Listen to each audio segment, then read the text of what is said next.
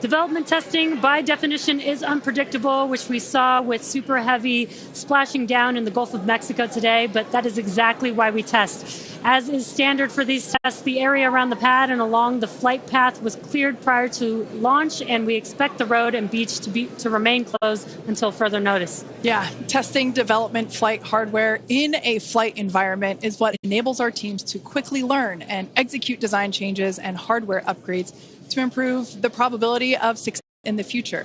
Please do not attempt to approach the booster in the water for your safety as well as for that of our team that will be working on recovery.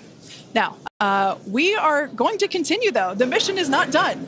Exactly. The mission's not over. Ship is still coasting. But it has been nonstop since liftoff, and with the booster having completed its job for the day, we are going to take a short break for the next 35 minutes or so while ship continues to coast before re-entry. Now, as with previous flights, Starlink may enable us to talk to the ship through re-entry with no communication blackout. Now, we are still testing Starlink during this phase of flight, so nothing is completely certain. Yeah, so if we do have views, we will be sure to bring those to you live. And of course, one of those views include that of our, as we said before, surprise payload, the banana. And we are looking forward to it. So we're going to come back in a few minutes, around T plus 35 minutes. Exactly. Views or no views, we'll see you back here at T plus 40 minutes for our coverage of Starship's re-entry, flip maneuver, landing burn, and hopefully see a splashdown.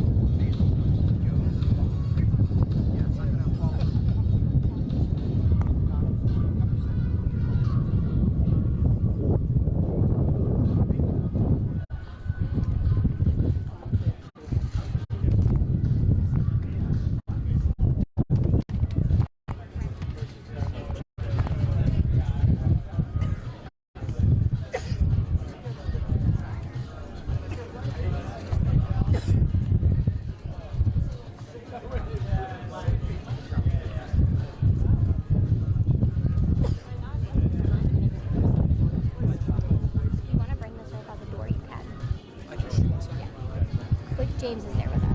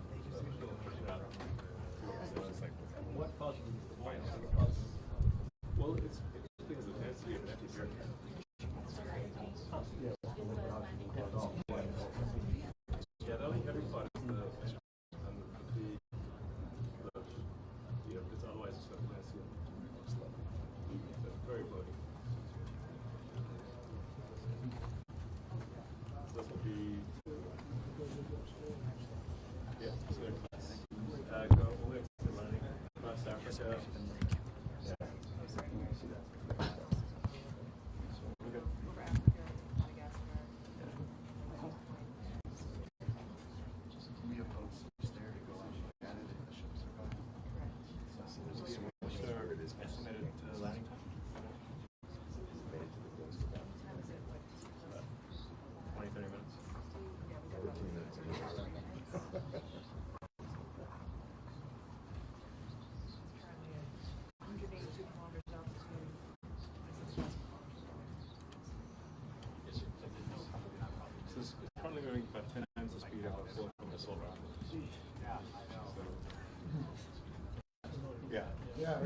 Speaking your language. Yeah, 30,000 feet per second. That's a lot. Yeah. So like, yeah, ultimate assault rifle might go like Mach 2, global Mach 2. This is going Mach 23.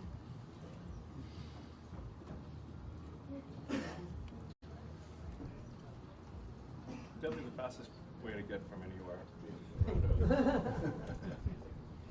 One day this might actually be, it might actually be viable to carry passengers on long distance flights. If you get from here to Sydney in an hour. Do you have any space monkeys lined up yet? Space monkeys? Spice, I'm Space monkey. Oh, okay. I thought you said spice monkey.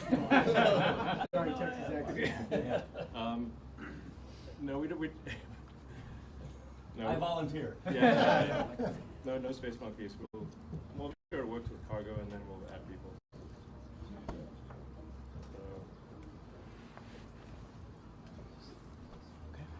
Hey, is it? Can we do the? Should we go do the tour maybe, or? They're gonna tell me. You're ready to get to it. Yes, sir. Look at the factory. Yes, sir. All right, so we can go look at the factory and then come back and see the ship landings. Right. Great. That's kind of cool.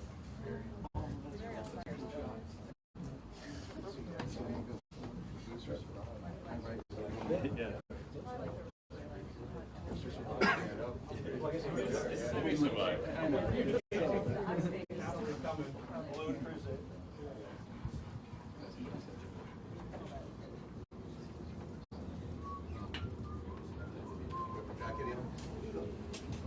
Yeah, it's like we're wearing a jacket on this one, I guess.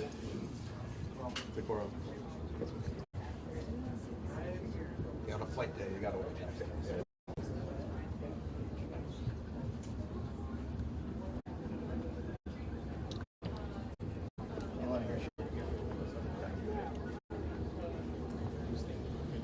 I'm Bryson. I'm Bill. Bill, pleasure.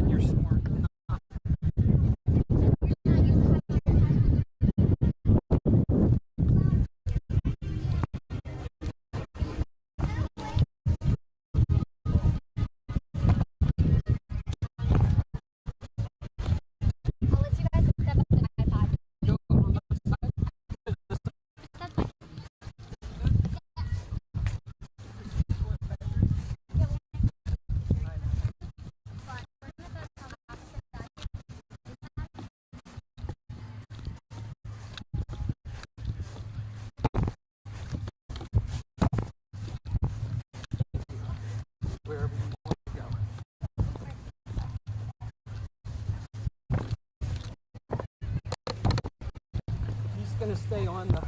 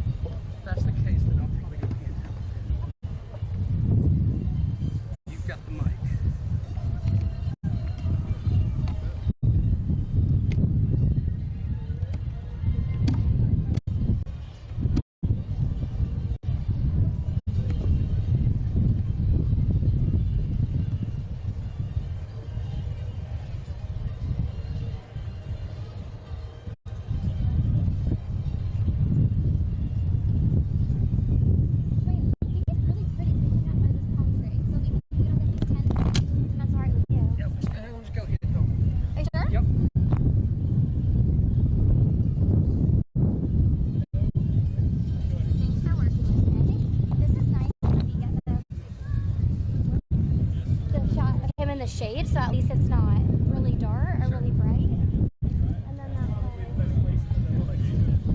here. Once you get photos, we're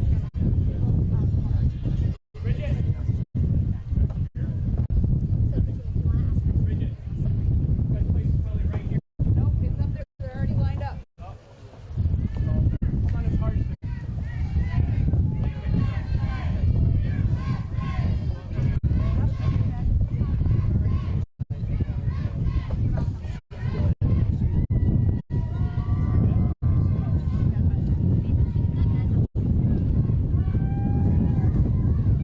Mr. President, are you reconsidering the nomination of Matt Gates? No. How far are you willing to go to get him confirmed? Thank you. Hey, man, thanks again. Thank you, sir. I'm gonna hold you guys right here.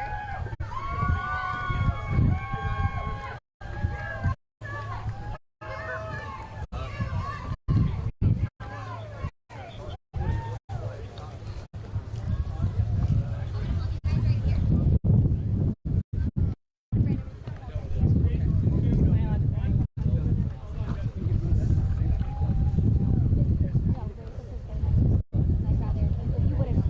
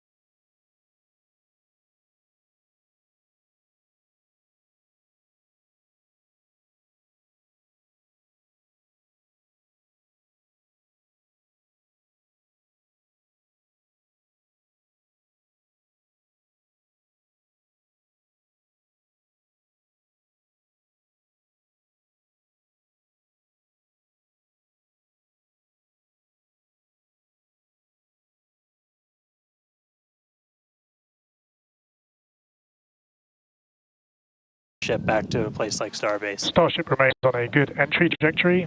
External temperatures are coming down. All right, great news there. That tells us that we are through the phase of peak heating. So we are expecting these temperatures to continue to come down. Once again, we are targeting a soft splashdown in the Indian Ocean around off the northwest coast of Australia. We can see these beautiful views of planet Earth coming in. Yeah, this is very different, where we had nighttime views of the ship as it was re-entering, and now we've got daylight. It is about an hour or so after sunrise there in the Indian Ocean, so pretty cool to see this. Yeah, and it might not seem like it makes a huge difference, but we do get a little bit more light on ship as well for the camera views that we have, which is very beneficial for us to visually see anything and try and correlate that to any of the sensors or data that we have on the vehicle. Exactly. That is why we shifted our launch window so that we could have that daylight in order to improve our observations of the vehicle. So not only are we getting all the raw data from all the sensors that are on board Starship, but we also have multiple cameras and assets out there that are watching the vehicle and will also be able to tell us with this visual story that is also very, very important. And as we get down a little bit lower, the Raptor engines are in their chill phase right now, so just essentially getting them primed to turn on. We're going to use those 3 center engines to do a landing flip and then a landing burn. So we'll come down kind of in that slightly pointed down belly flop and then fire off those engines to us around and then do that final landing burn. That should be coming up in just a little over 5 minutes from now. And then hopefully we start hearing some call outs on transonic and subsonic as we slow down. Again, once you hear Starship as subsonic, keep a close eye on the flaps. They're going to be working overtime essentially to maintain control of the ship as we get a little more aggressive with this.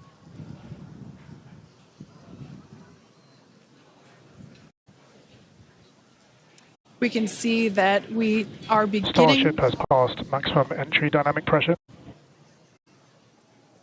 All right, great call out there. But we can see on this view here that we do have some heating there on that looks like one of the forward flaps on Starship. This is to be expected. We knew that the vehicle would perform differently than what we had seen on Flight 5. This is actually really good data because it tells us what parts of the vehicle at this, what will soon be a higher angle of attack once we drop down below the speed of sound. We'll have a higher angle of attack, meaning we're going to be flying nose down, basically. So yeah, this is good news, but we can actually, looks like that heating is starting to cool off there. Yeah, it's a little burn through. Again, it is important to note when we start seeing that through the ship's descent as well. So like Kate was saying, we're getting some really good data here. It looks like the other flaps are doing a little better than the one that has a little burn through, which is some good news. Again, constantly watching. We've got a couple minutes until we're expecting to make it all the way back down to Earth. Exactly. And like we said before, we are not expecting to recover the ship, although that would be great. There's going to be a nice bonus if it happened, but it's not really in our expectations today. We really want to push the hardware, as we've been saying, but really the telemetry and the data and the video that we receive all the way to the end is truly what we're looking for and will help inform the future designs of this vehicle. We can see some flap movement as the camera is moving around. That's what you're seeing there is the flaps adjusting. When we have a camera on one of the flaps there, this is the view that you're seeing there. And you can also see the graphic in the bottom. Starship is slowing down past Mark 1. And call-outs aligning with this, you can see the orientation of the vehicle starting to change. You can follow that graphic at the bottom of your screen. Again, that is why those flaps are changing. They control the orientation of the vehicle. Yeah, there are 4. Go ahead, Starship has started the subsonic belly flop, remains on a good trajectory. I was going to say this is when things will start to get a little interesting. So this is when we're moving slower than the speed of sound. You can see that nose slowly start to tip down, and we're going to try and maintain flap control the whole way. But we are just a couple minutes away from hopefully doing a landing flip and landing burn if the flaps can hold together. Yeah, this is such a cool view. This reminds me of when we first performed the belly flop maneuver on the high altitude test with serial number 8. We saw the ship come back through, and I always wondered what it looked like from the ship's perspective, and this perspective, I think, helps inform that. We will be, as Dan said, we'll be dipping down a little further and really be flying nose first. This higher angle of attack, we're intentionally doing it to stress those aft flaps, and that will help inform the limits of flap control in order to collect data for future landing profiles.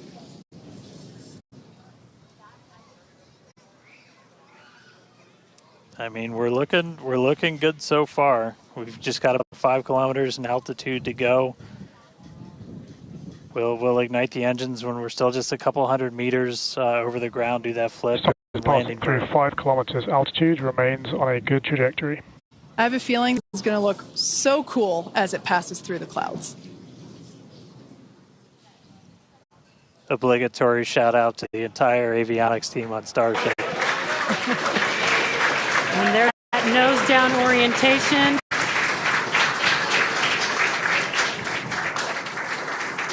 Now the Raptor engines will relight and help flip the booster back up. This is a more severe flip given the orientation. The engines will shut down prior to the water making impact, prior to the vehicle making impact with the water.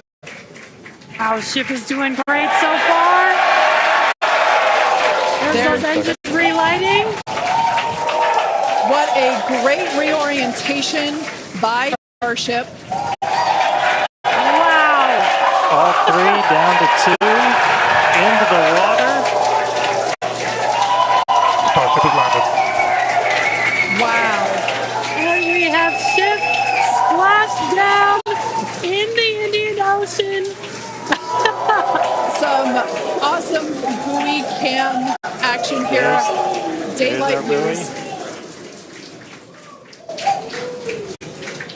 Incredible.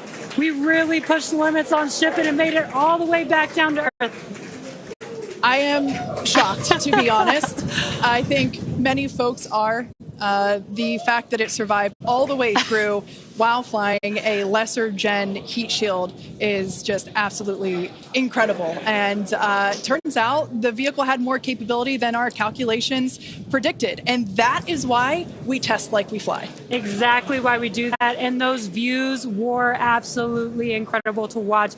Because of Starlink, we were able to get the views all the way down, as well as the buoys, seeing ship touchdown in daylight. So cool. So cool. Now, we want to, unfortunately, flip the show. Yeah, exactly. We'll say congratulations to our teammates at SpaceX and to everyone who supported the Starship program. And thank you to all of our future customers for your support. We'd also like to thank the people of Cameron County, Texas, as well as the Coast Guard, the Federal Aviation Administration, the Government of Mexico, and the Australian Space Agency. Now, be sure to...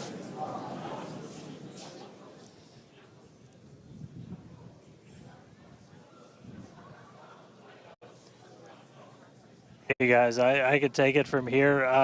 That was just incredible to see that splashdown. As you said, thanks to everybody that took such a huge part in this. Everybody here at Starbase that's worked on this program, just really pouring your lives into it. Great to see another booster lift off. We'll catch it the next time. Great to see ship in the water. New version of ship coming soon, so a lot more exciting launches coming up real soon here from Starbase. But I'll send this out this time. We'll see you guys next time. Awesome. Thanks, Dan. Be sure to follow SpaceX on X for updates and more exciting views that we weren't able to feature on today's broadcast. I'm sure there will be plenty of those. Now, thanks to all of you for tuning in, and we'll see you next time.